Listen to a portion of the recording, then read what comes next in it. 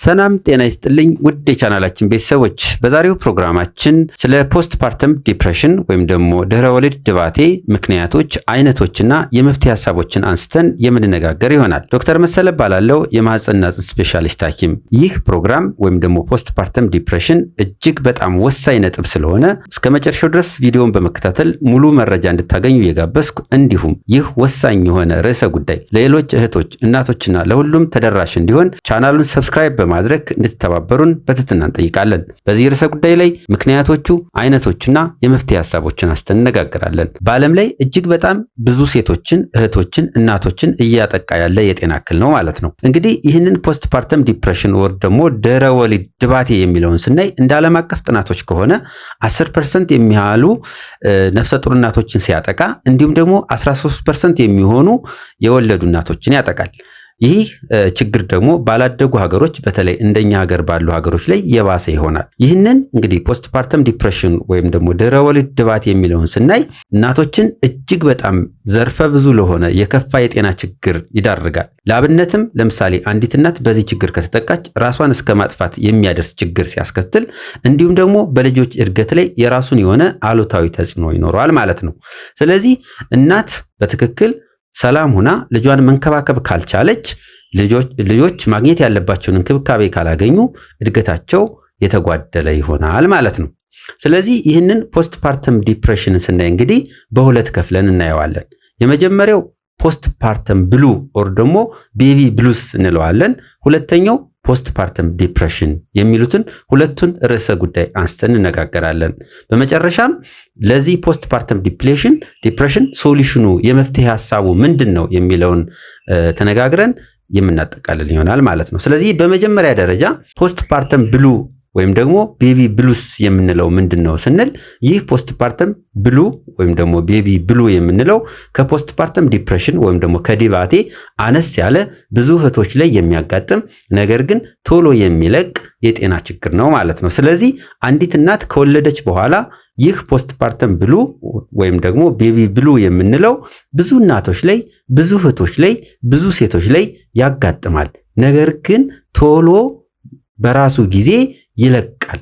ለምሳሌ ይህ ፖስት ፓርተም ብሉ ወይም ደግሞ ቤቢ ብሉ የምንለው እናቶች ከወለዱ ከ2 እስከ 3 ቀን ባለው ጊዜ ውስጥ የሚከሰት ነው። ይህም ፊሊንግ ኦፍ ዲፕሬሽን ወይም ደግሞ የድብርት ስሜት፣ የድባቴ ስሜት፣ የመነጫነጭ ስሜቶችን ያጋጥማቸዋል እናቶች ማለት ነው። ከዚሁ ጋር ተያይዞ ለምሳሌ ምንም ምክንያት ሳይኖር ማልቀስ፣ መጨናነቅ፣ እንቅልፍ ማጣት፣ ልጆችን ኬር ማድረግ ወይም ደግሞ መንከባከብ አልችልም የሚል ስሜት መምጣት። ይህ የሆነው እንግዲህ በተለይ የመጀመሪያ እርግዝና ላይ አንዲት እናት መጀመሪያ ወልዳ ልጇን በምትወልድበት ጊዜ እነዚህ ስሜቶች አብዛኛውን ጊዜ ሊያጋጥሙ ይችላሉ። ምክንያቱም ለዛ ነገር አዲስ ስለሆነች። ነገር ግን እነዚህ ፖስት ፓርተም ብሉ በሚያጋጥም ጊዜ እንደተባለው ከ2 እስከ 3 ቀን ባለው ጊዜ ውስጥ ያጋጥማሉ። ነገር ግን ቶሎ በመልቀቅ እድል ይኖራቸዋል ማለት ነው። ይህ እንግዲህ ብዙ ምክንያቶች ይኖሩታል። አንደኛው ምክንያት በምናይበት ጊዜ ለምሳሌ በእርግዝና ወቅት እንግዲህ አንዲት እህት ነፍሰ ጡርና 9 ወር ስትቆይ በጣም ብዙ ሆርሞኖች በሰውነቷ ውስጥ ይመነጫሉ። ከነዚህ ከሚመነጩት ሆርሞኖች አንዱ ፕሮጀስትሮን የምንለው ሆርሞን ነው። ይህ ፕሮጀስትሮን የምንለው ሆርሞን ልክ እንደወለደች መጠኑ እየቀነሰ ይመጣል ማለት ነው። ከዚህ ጋር ተያይዞ የጸባይ መቀየር፣ የባህሪ ለውጦችና ቅድም ያላቸው ምክንያቶች ወር ደግሞ ምልክቶች ልታሳይ ትችላለች ማለት ነው። ነገር ግን ይህ ሆርሞን ቼንጅ ብቻ አይደለም ለፖስት ፓርተም ብሉ ወር ደግሞ ቤቢ ብሉ ለምንለው የሚያጋልጣት። ብዙ ከዚህ ጋር ተያይዞ ብዙ ነገሮችን ማየት ይቻላል። ለምሳሌ አንደኛው እንግዲህ አንዲት እናት እርግዝና ድካም ይኖረዋል፣ ኤግዞሽን ይኖረዋል። 9 ወር ሙሉ ይህች እናት ልጅ ተሸክማ በሆዷ በማህፀኗ ልጅ ይዛ ነው የቆየችው። ስለዚህ ድካም ይኖራል፣ ኤግዞሽን ይኖራል፣ ታይርድነስ አለ። ይህ እንግዲህ ከወለደች በኋላ ከዛ ድካም ስለምትወጣ እነዚህ ነገሮች ላይ የመግባት እድል ይኖራታል ማለት ነው። ሁለተኛው ጡት ማጥባት መቸገሮች ቻሌንጆች አሉ። አንዳንዴ በተለይ የመጀመሪያ ሲሆን ጡት አጠባለሁ፣ እንዴት ነው ማጠበው? እንዴት ሲሆን ነው ትክክለኛ ማጥባቱ? ልጁ ጠግቧል ወይ? በቂ ጡት እያገኘ ነው ወይ? ከእነዚህና ከመሳሰሉት ጭንቀቶች ስለሚኖሩ ለዚህ ለፖስት ፓርተም ብሉ የመጋለጥ እድል ይኖራታል ማለት ነው። ሌሎች ለምሳሌ ከድህረ ወሊድ ጋር ከሚከሰቱ ችግሮች ደም መፍሰስ፣ ኢንፌክሽን መፍጠር፣ ጡት ላይ ቁስለት መፍጠር፣ የልጁ እንክብካቤ፣ ልጁ ጋር የሚከሰቱ አንዳንድ ነገሮች እንደዚህ ሁሉ ጭንቀት ስለሚዳርጓት ወይም ደግሞ ጭንቀቶች ስለሚመጡ አንዳንድ እህቶች ላይ ወደ አንዳንድ እናቶች ላይ ከ2 እስከ 3 ቀን ባለው ጊዜ ውስጥ እነዚህ ዲፕሬሽን ሲምፕተሞች ወር ምልክቶች ይታዩባታል ማለት ነው። ነገር ግን እነዚህ ሲምፕተሞች ወር ምልክቶች ከተወሰነ ጊዜ በኋላ በራሳቸው ያለምንም ሕክምና የሚጠፉ ይሆናል ማለት ነው። ስለዚህ ዛሬ ስለ ፖስት ፓርተም ዲፕሬሽን አንስተን በዋናነት እንነጋገራለን ማለት ነው። ይህ ፖስት ፓርተም ዲፕሬሽን ወይም ደግሞ ድህረ ወሊድ ድባቴ የምንለውን በምናይበት ጊዜ እንግዲህ ከፖስት ፓርተም ብሉ ትንሽ ባስ ያለ ለረዘም ላለ ጊዜ የሚቆይ የሕክምና ወይም ደግሞ የጤና እክል ነው ማለት ነው። ስለዚህ ይህ ፖስት ፓርተም ዲፕሬሽን አንዲት እናት ከወለደች ከ2 እስከ 8 ሳምንት ባለው ጊዜ ውስጥ ይከሰታል ማለት ነው። ግን አንዳንዴ ይህ ፖስት ፓርተም ዲፕሬሽን እስከ 1 ዓመት ድረስ ሊከሰት ይችላል። ወይም ደግሞ አንዲት እህት ከወለደች በኋላ እስከ 1 ዓመት ድረስ ይህ ፖስት ፓርተም ዲፕሬሽን ሊከሰት ይችላል ማለት ነው። አንዲት እናት ለዚህ ፖስት ፓርተም ዲፕሬሽን እንድትጋለጥ የሚያደርጉ ምክንያቶች ምንድን ናቸው? ወይም ደግሞ ምን ተጽዕኖ ሲኖሩ ነው ለዚህ ለፖስት ፓርተም ዲፕሬሽን የምትጋለጥ በምንልበት ጊዜ በጣም ዘርፈ ብዙ የሆኑ ምክንያቶች ይኖራሉ። ዛሬ የተወሰኑትን አንስተን እንነጋገራለን። የመጀመሪያው ከዚህ በፊት የአእምሮ ሕክምና ወይም የአእምሮ እክል ያጋጠማት እናት ከሆነች ከዚህ በፊት የአእምሮ ችግር ያለባት እናት ከሆነች ለዚህ ፖስት ፓርተም ዲፕሬሽን የመጋለጥ እድሏ ሰፋ ይላል ማለት ነው።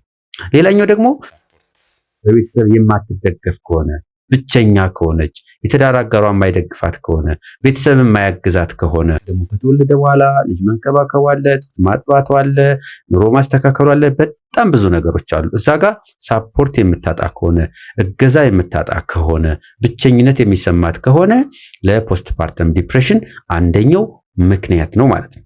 ሁለተኛው ከዚህ በፊት ስለ ህፃናት ምንም አይነት ልምድ የሌላት እናት ለምሳሌ ቅድም እንዳልኩት ልጅ ማጥባት ምንም አይነት የመጀመሪያዋ ከሆነ ልጅ እንዴት እንደሚጠባ፣ እንዴት እንደሚታጠብ፣ ፀሐይ እንዴት እንደሚሞቅ፣ ልብስ እንዴት እንደሚለብስ ምክንያቱም ትንሽ ኤክስፒሪየንስ ያስፈልጋል ህፃናቶችን ልብስ ለማልበስም፣ ፀሐይ ለማሞቅ፣ የፀሐይ ብርሃን እንዲያገኙ ለማድረግ፣ ጡት ለማጥባት፣ ሲተኙ ለማስተኛት እነዚህ ነገሮች ለማድረግ የተወሰነ ልምድ ያስፈልጋል። ስለዚህ አብሯት ያለ ሰው ወይም ደግሞ ይህንን የሚያሳያት ሰው የሌለ እህት ብቻዋን የነጅት ከዚህ በፊት ምንም አይነት ልምድ የሌላት እህት ለዚህ ነገር የመጋለጥ እድል ይኖራታል ማለት ነው። ሌላኛው ከዚህ በፊት ለምሳሌ ጥቃት ደርሶባት ከሆነች እህት የተለያዩ ጥቃቶች ይኖራሉ እንግዲህ በሴቶች ላይ የሚደርሱ እነዚህ ጥቃቶች ተጋላጭ ከነበረች ይህ ፖስት ፓርተም ዲፕሬሽን የመጋለጥ እድሉ አሁንም ይጨምራል ማለት ነው። ሎ ሰልፍ ስቲም በራሷ የማትተማመን የተለያዩ ነገሮች ካሉ ለምሳሌ ስትረስፉል ሊቪንግ ኮንዲሽን ወር ደግሞ የተጨናነቀ በጭንቀት ላይ ያለች በጭንቀት እንግዲህ ጭንቀት በጣም ብዙ ነገሮችን ያስከስታልና እንደዚህ ጭንቀት ያለባት ናት፣ ስትረስ ያለባት ናት፣ አእምሮ ያልተረጋጋ፣ መንፈሷ ያልተረጋጋ፣ ኑሮ አጠቃላይ ስትረስፉል የሆነች ናት ከወለደች በኋላ ለፖስት ፓርተም ዲፕሬሽን ወር ደግሞ ድህረ ወሊድ ድባቴ የመጋለጥ እድሏ ከፍ ያለ ነው ማለት ነው። ስለዚህ አንዲት እናት ፖስት ፓርተም ዲፕሬሽን ወይም ደግሞ ድህረ ወሊድ ድባቴ አለባት ለማለት የሚታዩ ምልክቶች ምን ናቸው ስንል ከዚህ በታች የምንዘረዝራቸው ምልክቶች ከታየ አንዲት እህት የፖስት ፓርተም ድባቴ ወር ደግሞ ድህረ ወሊድ ድባቴ ሊሆን ስለሚችል አስፈላጊውን ጥንቃቄና ሕክምና ማግኘት ይኖርባታል ማለት ነው። ስለዚህ ምልክቶችን በምናይበት ጊዜ የመጀመሪያው ለምሳሌ ፊሊንግ ሳድ ሐዘን ስሜት መሰማት፣ በሆነ ባሎ ነው ማዘን፣ ከደስተኛነት ወጥቶ በሆነ ባሎ ነው ማዘን፣ ምን ብላ ቁጭ ብላ ያለች ሐዘን ስሜት ብቻ የሚሰማት ከሆነ አንደኛው ምልክት ነው። ሁለተኛው ለምሳሌ being unable to enjoy ለምሳሌ በፊት ደስተኛ ያደርጓት የነበሩ ነገሮች አሁን ደስተኛ የማያደርጓት ከሆነ ለምሳሌ በፊት ፊልም ስታይ ደስተኛ የምትሆን ከሆነ፣ መዝሙር ስትሰማ ደስተኛ የምትሆን ከሆነ፣ ቤተሰብ ጋር ስትጫወት ደስተኛ የምትሆን ከሆነ ኦር ሌሎች ነገሮችን ስታረግ ደስተኛ የሚያደርጓት ነገሮች አሁን ግን እነዛን ስታረግ ደስተኛ ማትሆን ከሆነ አንደኛው ምልክት ነው። ሁለተኛው ታየርድነስ ወይም ደግሞ ምንም ኤነርጂ ማጣት፣ ምንም ለሁሉ ነገር መድከም በሆነ ባልሆነው፣ ስለዚህ ኤነርጂ አለመኖር፣ እነዚህ ነገሮች ካሉ አንደኛው የፖስት ፓርተም ዲፕሬሽን ምልክት ነው። ትኩረት ማጣት ወር ደግሞ በእንግሊዘኛው ፑር ኮንሰንትሬሽን ኦር አቴንሽን ስፓን እንለዋለን። ስለዚህ የኮንሰንትሬሽን እጥረት መኖር፣ ትኩረት ማጣት፣ ለነገሮች ትኩረት ማጣት፣ የሆነ ነገር ያዝ አድርጎ መተው፣ ትኩረት ማጣት አንደኛው የፖስት ፓርተም ዲፕሬሽን ምልክት ነው። በራስ አለመተማመን፣ ሎ ሰልፍ ኮንፊደንስ፣ ይህን ማን ማድረግ አልችልም፣ ይህን እንደዚህ አላደርግም ብሎ ራስን አሳንሶ ማየት፣ እነዚህ ነገሮች ሌሎኞች የፖስት ፓርተም ዲፕሬሽን ምልክቶች ናቸው። ለምሳሌ እንቅልፍ ማጣት፣ ዲስተርብድ መሆን። አንዳንዴ እናቶች በእርግጥ ልጆች ከወለዱ በኋላ ያው ልጆች ሊያስቸግሩ ይችላሉ። በቶሎ ቶሎ እየቀሰቀሱ ጡት ማጥባቱ አለ፣ እንቅልፍ መረበሹ እንዳለ ሆኖ፣ ነገር ግን አንዳንዴ ልጁ በቃ ተኝቶ እሷ ግን እንቅልፍ ማጣት፣ መረበሽ፣ እነዚህ ምልክቶች ናቸው ማለት ነው።